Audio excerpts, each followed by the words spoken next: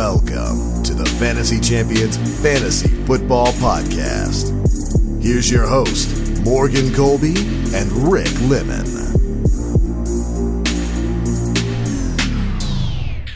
I ain't gonna lie. I ain't gonna front. We just recorded an entire episode and didn't actually record it.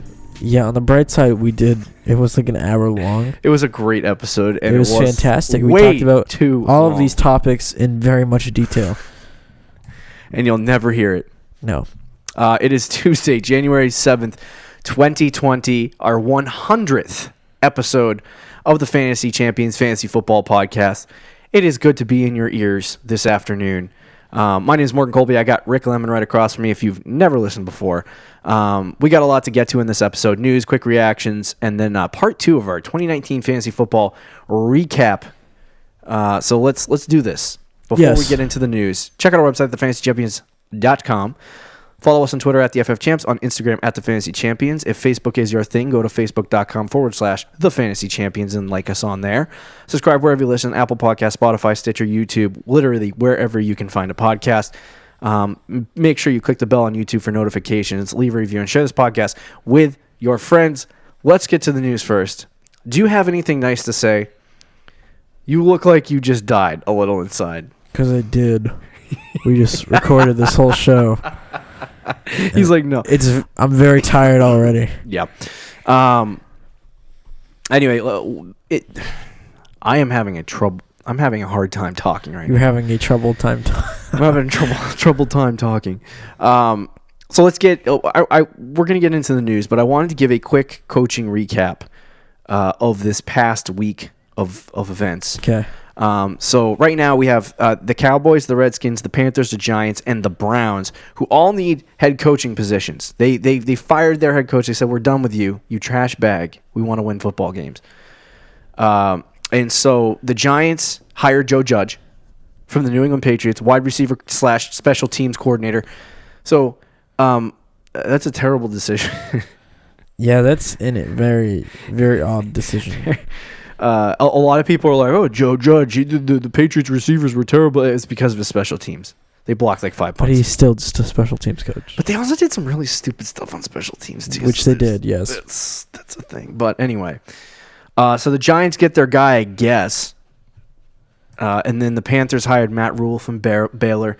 Haven't done much research on him. Don't know much about him. I don't really like head coaching hires from college football. Makes it hard to analyze. Yeah. It also doesn't work out 90% of the time. The Redskins hired Ron Rivera, which is a great hire for them. Yeah, good hire. And then the Cowboys hired Mike McCarthy. Thoughts? You like that one? I'm not I hate Mike McCarthy, but he is probably better than Jason Garrett. So yeah. This does hurt my love of Zeke a little bit. I don't think anything can do that. No, nothing can do that. I hope he doesn't go committee. I told you. I forgot he's a big committee guy. I said Tony Pollard is about to get 15 carries a game. Dude, I honestly though wouldn't be shocked if they were like, we're gonna conserve Zeke and go about 15 carries for Zeke and 10 for Pollard every week. Oh, that would be so gross, dude. I'd get so mad. Ugh. Yeah, you don't even know if Zeke's gonna be on your team. Bruh, Zeke's going to be on my team. He's been on your team every single year. But don't you worry. That leaves the Browns with a head coaching vacancy. Guys that are rumored to be in this conversation are the 49ers, defensive coordinator, don't know his name, offensive coordinator of the Kansas City Chiefs, Eric Bieniemy, and then the offensive coordinator from the New England Patriots, Josh McDaniels.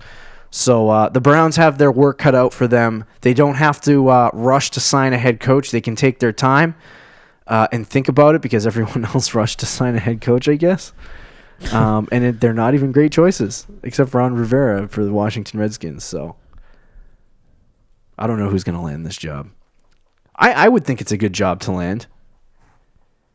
So much talent. Everyone is like 180 on the Browns from last year. It's it is a good job, but they went 6-10 with trash kitchens. Half of you is like, yeah, it's a good job, and then the other half of you is like, It's the Browns. Baker's a good quarterback. He doesn't. Oh God! You don't think he played bad this year because he hated Freddie Kitchens? No, I don't. There was reports. I absolutely don't. There were reports that, like, literally, did you hear? He hated Hugh Jackson too. He's hated every. Their offensive coordinator. This is not about Baker and Freddie Kitchens. This statement. Their offensive coordinator literally would set up a game plan for the entire week that Freddie Kitchens would agree with. They'd go through the first drive script, and then after that, Freddie Kitchens would throw the entire thing in the garbage and start calling what he wanted to call offensively. Well, Freddie Kitchens is so a clown, all of the preppers. I'm just saying Baker Mayfield was absolutely terrible this year. Okay, and I'll draft him. And that will be very dumb of you. Not saying he's a bad quarterback. Yeah, you just did. I said he's a good quarterback, and you went. You said I didn't say he was bad. I also very much didn't say he was good. He's a good quarterback. The jury's still out for him. Okay, all right, whatever. But anyway, it's a good job. It's you got your potential quarterback of the future. If you don't believe in Baker Mayfield, whatever, I think he's a good quarterback. You got a lot of offensive talent there. David Njoku, Odell Beckham, Jarvis Landry, Nick Chubb. So if there's some good pieces there, they can figure something out if they make a good head coaching hire. But anyway, the Browns are still vacant a head coach. Speaking on Tuesday, Jets GM Joe Douglas admitted the team will listen. He's as good as gone, this man. He really is. What's his name? Adam Gase didn't even want him when he signed. So, any chance the Pats? No. I mean, I wouldn't mind it, but no. Just asking for a friend. The Browns fired GM John Dorsey. I love John Dorsey. I don't think that was a good firing. That's just the Browns being the Browns. The Saints head coach Sean Payton said Drew Brees is still playing at a high level. Don't really know what that means, Sean Payton. That's good for Drew Brees, I guess. It's alluding to the fact that he's like, please come back. Yeah. I actually hate Teddy Bridgewater, Drew. Please come back. Let's put our coach speak hat on. Please come back, Drew. It's exactly Teddy Bridgewater was pretty solid, though. Yeah, whatever. I do like Teddy Bridgewater. I thought you were going to say a cross between Teddy Bridgewater and Drew Brees. You were like, I love Teddy Brees. Trinity. And then according to ESPN's Jeff Darlington, it is far from a guarantee that impending free agent Tommy Brady will return to the Patriots in 2020. Ooh, sparks. So I don't know when that report was, but I'm assuming that they didn't take into consideration that the only team that he could go to now is the Brownies. Because you're saying he's got to follow. Because he's got to follow. See, McDaniels. I don't. We already had this discussion. He's gonna follow McDaniels. I don't know if he has to follow. I think if he goes somewhere, he's gonna have to pick. Like he would have his. He would have to have like an offense coordinator that he knows. Yeah, he would have to have his guy. So Giants. Following McDaniels would make sense, but I don't think it necessarily has to. I don't see. He's not going to. Like, there's teams that want quarterbacks. Miami Dolphins. Do you think he's going to go play for Miami? There's legitimate people saying that they think he's going to. I do not. I absolutely don't believe going this. To Miami? People. Mike Felger of 98.5 said he's either going to retire or go to Miami. That was his two guesses. That's local radio if you didn't know, people. Yeah. That's funny. Yeah. What? So okay. All right. Miami Good luck, Tom. Because it's like LA. Like he's not going to Cleveland because it's Cleveland. He's not going to the Colts because doesn't think like that though. That's the problem. Giselle thinks like that. TB12 no, thinks because like it's not where they're gonna live. Giselle could hop on a plane and go wherever she wants. At any given moment with her family. Like, they're not a normal I know Brady. Phillip Rivers has 17 kids, so him uprooting his family in San Diego to move to L.A. is a lot of work for him. But for a guy like Tom Brady, he has 3 kids, and he can fly all over the country wherever he wants. His wife is a supermodel. It doesn't matter where he goes. He'll probably end up in New England. I agree. I think he'll probably either retire or play another year with the Pats. But if he is going to go anywhere... Yeah, I don't think he's gonna go to a low market. Like it's got to be like LA, because I know you don't. You said he doesn't think like that. Miami's not a hot market. By the way. Well, it's more than Cleveland is. Yeah, whatever. Anyway, yeah, I don't. The TB12 brand. You're trying really hard to sell me on this. No, I'm just thing. No, believe me, I'm not. But oh boy, let's get right into our quick reactions. We're going to discuss our biggest thoughts from Wildcard Weekend. We'll start off, I guess, with the old men being eliminated. Brady and Breeze. See you later. Yeah. See you later, alligator. I'm not going to finish your sentence. I refuse. He's like, nope, I'm not in on that. But yeah, it's a long time coming. All the old guys are starting to get pushed away. Yeah. As you were saying to me earlier. But yes, the new regime. The new regime's coming in. Yeah. I think both of these guys should head out the door and retire, along with Phillip Rivers and I think even Big Ben. Eli, Big Ben, Phillip Rivers. I think Drew Brees and Brady, if they want to, though, can play another year. Not necessarily for their teams. Imagine Brees going somewhere else. That is interesting. You're loving this. Oh, I am loving this about Tom Brady. Well, not about like of someone else playing somewhere else. Yeah. But anyway, both the Saints and the Patriots were eliminated in kind of upsetting fashion, almost. Yeah. Neither of those Vikings. The Vikings situation was a little bit less. The Saints might have had a chance, and you can make the argument New England might have had a chance, but I don't think either team was going to win a Super Bowl this year. Yeah, probably not. Kamara had 7 carries in the game against the Vikings. Very odd. I noticed that Latavius Murray is seeing an uptick in work. I think they're trying to get it back to the Mark Ingram, Alvin Kamara days, because Kamara is more efficient in that set, I guess. I don't know. But that's an interesting scenario. He has averaged like 12 to 14 carries a game over the course of the entire, over the course of the entire season, over the course of the last 4 or 5 games. So that's interesting. He makes me a little nervous because of his touchdown regression. Going into 2020, he'll probably end up being like the 6th or 7th running back taken off the board, and I'm okay with that. I'm all right with it. Fair enough. Adam Thielen had 120 yards on 7 catches, so he's back. A lot of people have been forgetting about Adam Thielen in a large variety. If that's the right word. Yes, I hope they really, really forget. I want him to be a 6th-round pick. Let's get it. I need another good wide receiver pick in the late rounds next year. And then we have DK Metcalf, who might be a monster.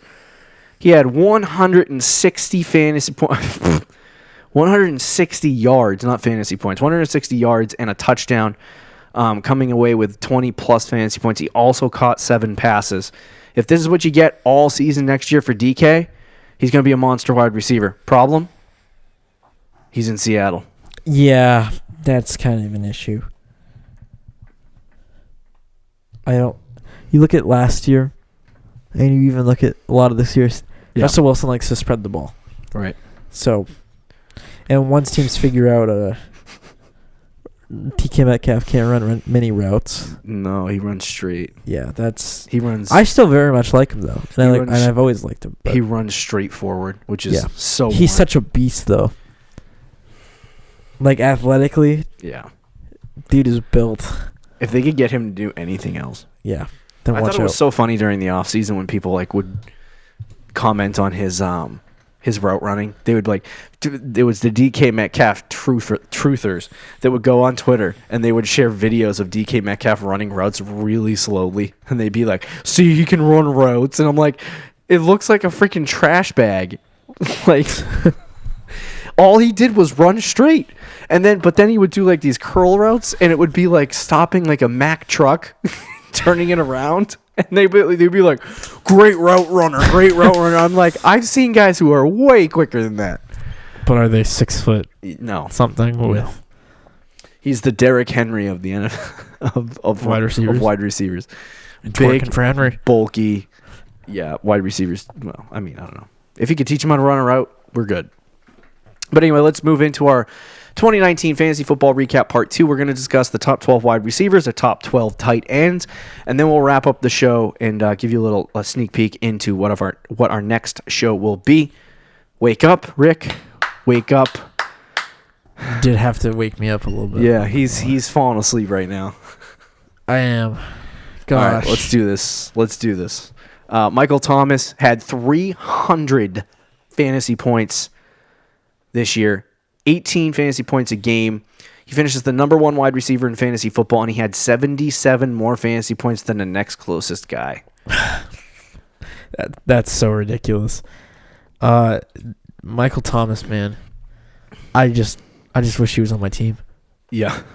I tried to trade for him. I really did. You almost ended the dude's season by trading for him. And that same guy won the championship, so look at it like that. Yeah. That's how good Michael Thomas was. No, I remember you were telling me you thought, I was like, who do you think is a league winner? Hoping that you would say Chris Godwin. And you were like Michael Thomas, and I was like, well, he's a second-round pick. That's not really a league winner, is it? Yeah, put 1 year. That dominant. Yeah, when you get 20 points a game every single week over which the is course ridiculous. of, like the fantasy playoffs, you should get some kind of trophy yourself for that. But anyway, he was so freaking good. The biggest thing about Michael Thomas that separated him from everyone else was the fact that he was consistent. Like, oh yeah, you look at other guys, Julio Jones, right?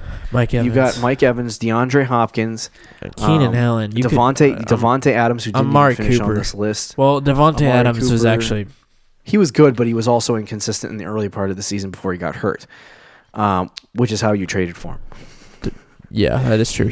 But Cooper Kupp, like literally everyone, like in the top 12, had like inconsistencies in their games, whereas Michael Thomas literally was just good. Yeah. Like it was that's true. Like it was hard. That's why I was trying so hard to get Michael Thomas in trades in multiple leagues, was because you saw what he was doing on a week-to-week basis, and you were like, he's getting 20 a week. The consistency is there. You know what I mean? You like that's what you're looking for in fantasy football, is consistency. I don't know if you had any more thoughts on Michael Thomas. No, not really. Okay. I just wish I drafted him. Chris Godwin is the number 2 wide receiver. He was ADPing a late 4th round, I believe. Yep. And I drafted him in the 6th round. Let's get it. Which we both said we loved going into the season. Chris Godwin in the 6th round. His value just wasn't there. And then all of a sudden he was like an early 4th round pick. And we're like, what? But he played 14 games, finished as the wide receiver 2.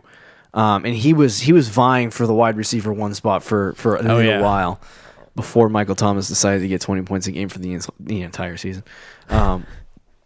But Chris Godwin, he's been... I don't know if he can repeat it. That's my... What I would say is if Winston comes back, I do think there's a chance he will repeat it. If Winston is gone and they go in a new direction for quarterbacks... Yeah. I don't know. This was a higher scoring year it was an interesting year because the scoring last year was more spread out among wide receivers. This year it was more top heavy. And so you saw guys like Michael Thomas, Chris Godwin, Julio Jones, like it was literally just Chris Godwin and Michael Thomas. Yeah. Mostly just Thomas. But like last year, the top guys were like 285, 275, 265. Like it was like you had a lot of guys above 250. This year, the scoring was a lot more spread out, but a lot more guys finished in the top 200. So, I mean, in the top, I don't mean top 200. I mean like finished above 200. Finish above 200 fantasy points. So, it is interesting to see that. But Chris Godwin, I just think when there's a season where DeAndre Hopkins, Devontae Adams, and Michael Thomas are all playing well again, or Michael Thomas did play well, but if DeAndre Hopkins, Devontae Adams join him at the top, and Julio Jones doesn't take any steps back, I think Chris Godwin will probably fall out of the top 5 and probably be a 6 or 7 guy. But I think there's going to be a lot of people that draft him like 2nd or 3rd off their board, and I don't like that at all.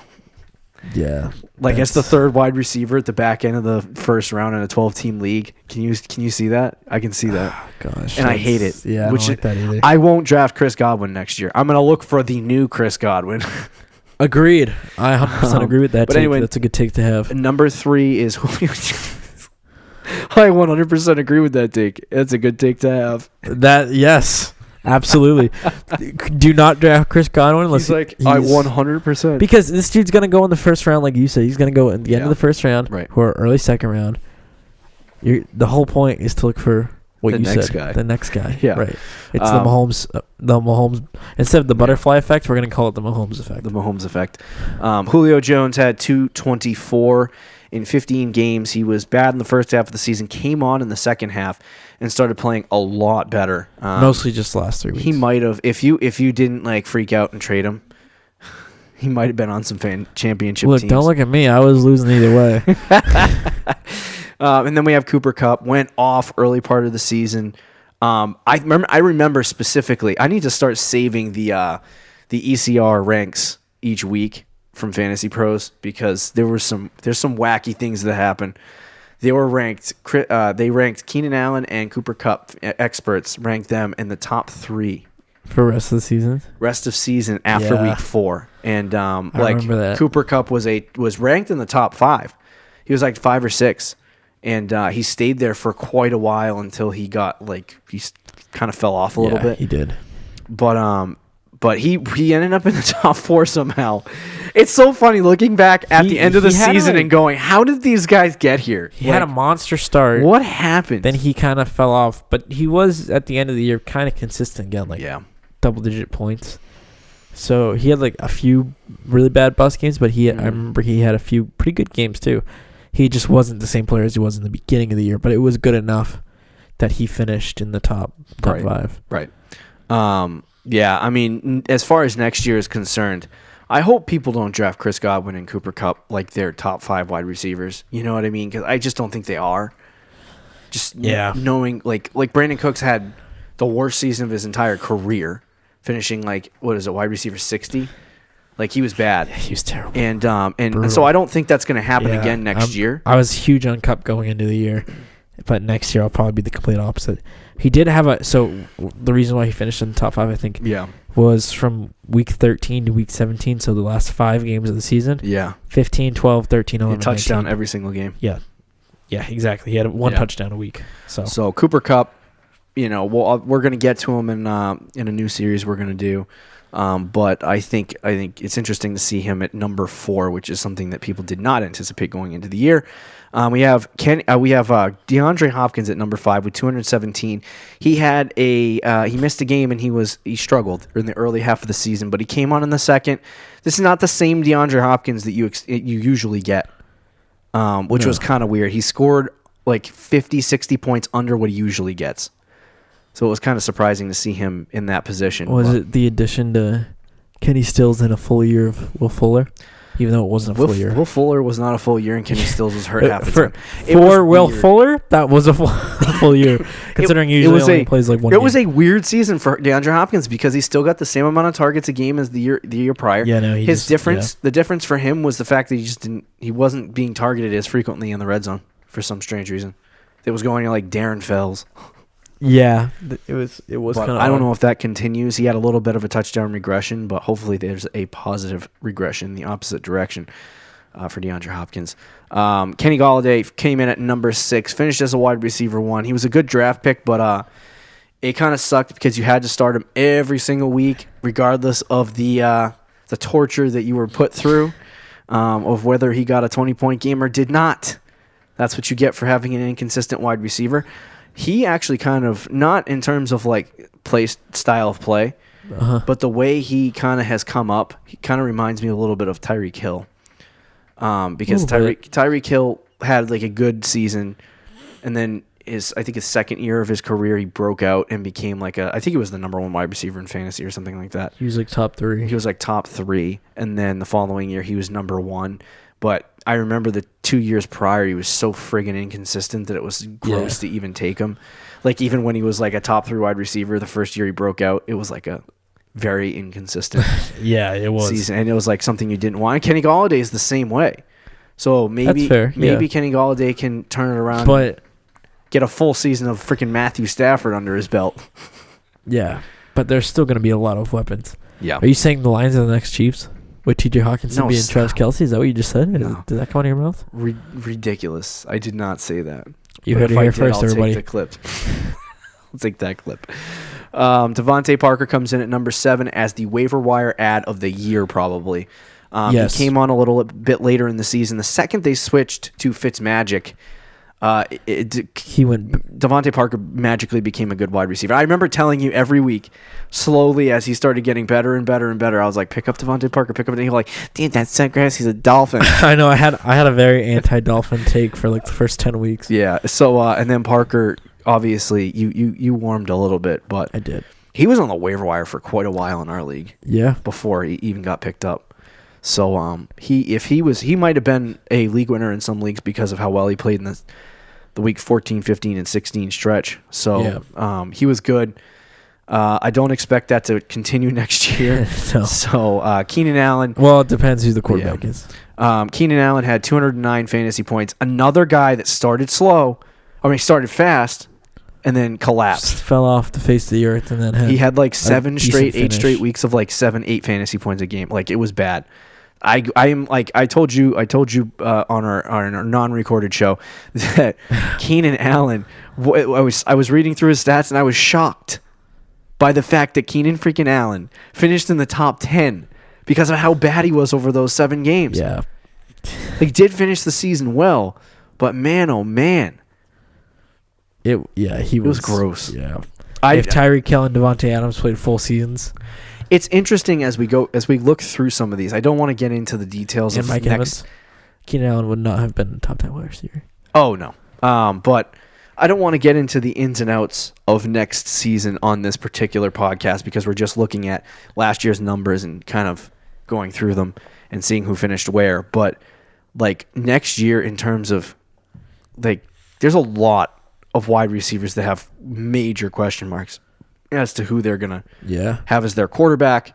There are a lot, yes. Like Chris Godwin, I think we can both agree. Chris Godwin. You can even throw Mike guys Evans like in Cooper there. Kupp, guys like Kenny Golladay, Devontae Parker. Like, those guys should not be drafted in the top 10 of wide receivers. Oh yeah. I mean, like Chris Godwin maybe. Well, Godwin, and yes. Cooper Kupp, yes. But like back end, but yeah. Maybe Golladay 9 or 10, but like Parker should not be drafted in the top 10 or 12. Especially if they draft a rookie quarterback. I don't want to draft Keenan Allen in the top 10 of wide receivers. You know what I mean? Yeah. So I don't either. And then like you got the questions, for the next guy, number 9, Amari Cooper had 207 fantasy points. He also has question marks with a brand new head coach. Now, can this new head coach turn him into Devontae Adams? I don't know. Is that a good thing? Is that a bad thing? We'll talk about that when we talk about the Mike McCarthy hiring. Like Amari Cooper more than those other few names you mentioned beforehand, but like I would draft Amari Cooper in the top 10. I would, but I would not draft not much a higher guy. than I that. would not draft a guy like Devontae Parker, Keenan Allen, or even maybe Kenny Golladay in the top 10 in terms of wide receivers. We're not talking about top 10 of all players, but anyway. So Amari Cooper comes in at 9. Number 10 is the consistent Julian Edelman with 206 fantasy points. I actually think he's going to be underrated next year as well, but he comes in and gets... It depends on a lot of things. It depends on... This is going to be a weird year for fantasy football. I know. I can't wait to see... We got... What is it? March 13th is free agency. That's what I'm waiting for. March 13th. That's going to start it. Allen Robinson of the Chicago Bears, if he had a good quarterback, would have been a top 5 wide receiver. But anyway, he had a decent year, and he was drafted, I think, late. He was like, what was it, 8th or 9th round? Yeah. And then you have Mike Evans, who, if he played normal amount of time, he would have entered into that top 10 most likely. Maybe even top Yeah, but that just depends on if he had 3 5-point games or What if it was 2 5-point and 130 though? That would have got him in the top 5. That would have got him. Great freaking question. But that is your top 12 at the wide receiver position. Let's talk about the tight end position and then close out the show. We had Travis Kelce at the top with 205. No surprise there. We were talking about this before, but the top 3 tight ends last year all had 200 fantasy points. Yeah. And Travis Kelce had like 245, I think, or something ridiculous like that. So the fact that Travis Kelce only scored 205, George Kittle had 180, and then Darren Waller had 176. The top 3 last year was a completely different beast. Yeah. The Kittle would have probably had 200 if he played the last 2 games or close to it. Right. The point spread for tight ends was a lot wider this year in terms, there was a lot more guys finishing. Like last year, you had, I think it was the 7th guy finishing with 91 fantasy points or something like that. Yeah. And so this year, a lot more spread out. 100 fantasy points goes all the way down to Jason made it Witten even 12. more of a reason not to draft a tight end very high. If you drafted Kelce or Kittle, and I said this on the other show, it was still a little early for those guys. Yeah. But you didn't get burned. But anybody else you drafted high, O.J. Howard, Zach Ertz, Evan Ingram, right, even Hunter Henry to an extent, those guys all burned you. David Njoku. Right. Vance McDonald was drafted in like the 7th round in a lot of leagues I was in. Right. Like, you should have just waited till the end of the draft, got Hooper. You could have drafted Jared Cook, Mark Andrews, or waited and got Darren Waller off Right now, I mean, in terms of next year, I think it's like tier 1, Travis Kelce, George Kittle, tier 2, Waller, Andrews, Ertz. And maybe Hooper if he goes back to Atlanta. Depends on where Hooper goes. Depends on where Henry goes. Yeah. I don't even know if I want to rank Henry in the top 5, but it really depends on where he goes and who's his quarterback is the bigger thing. Waller had 176. You had Mark Andrews at 4, who had 175. Ertz had a down year with 171. Yeah. Hooper missed 3 games, scored 154 fantasy points. He was good in the early part of the season. I think he was tight end 1 before he got hurt. And then after he came back, he wasn't the same player. And then you have Jared Cook, 146. Tyler Higbee, 125. Hunter Henry, 122. Dallas Goedert or Goddard. We'll see how that situation plays out in the offseason. If Zach Ertz, which I actually think there's a good chance he gets traded, Dallas Goedert becomes one of them is going to get traded, and whichever one is not traded, I think ends up a top 6, top 7 wide a tight end at that point. So, and if it's Ertz, maybe top 3 again. I hope. Who knows? Yeah, Ertz is probably going to fall down in drafts too, but Gesicki is at 110 fantasy points. If he gets a good quarterback, could be good. And then Jason Witten with 108. So an interesting year for the tight end position. Like I said, a lot more spread out. It didn't feel like in years past, it felt like the tight end position was so sparse. You were like, if you didn't have Kelce, you didn't have Ertz, and you didn't have Kittle. That was what it was last year. You were what the freak do I do? And this year, like if you had Kelce, you rode him for the whole season. If you had Kittle, you rode him for the whole season. Waller, Andrews, Ertz, Hooper, Hunter Henry. Even if you had Evan Engram in games, he only played the beginning of the season. But like you could make an argument for 5 or 6 guys that really helped your team, despite the tight end position being so bad. So I don't know if this is what's going to be like next year. But I'll tell you right now, not like this last year. I drafted Austin Hooper, dropped him and picked up Mark Andrews. Had a conflict of interest a day before the NFL season started. Picked up Darren Waller. It worked out by 1 point. You would have been fine with anyone. Either way. So yeah, Darren Waller and Mark Andrews, but it's like I had 3 guys that I had on my team at respective times that all finished in the top 6 at the end or picked up off waivers. Yeah.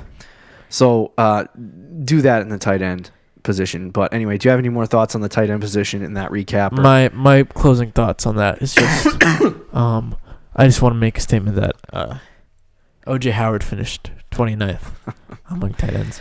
And like Blake Jarwin sounds like finished you're ahead of him. Oh, I am. You're holding a grudge on that. I am. And forever will. He is a free agent this year, I believe. O.J. Howard? Yes. Yeah, and he'll be the last guy picked up. Probably re-signed by Tampa. Gosh. Yeah, I don't think he's coming back to Tampa. Not after that year. That'll do it for our fantasy football recap episodes, part 1 and part 2. We're going to go into further detail about all these players, what they did in 2019, and the prospects for them in 2020 in later episodes coming this month. But don't forget to check out our website at thefantasychampions.com. Follow us on Twitter and Instagram, and talk to you on Thursday, Fantasy Champs. Peace out. Thank you for listening to the Fantasy Champions podcast. Make sure you subscribe on iTunes and YouTube, and follow us on Twitter at @TheFFChamps.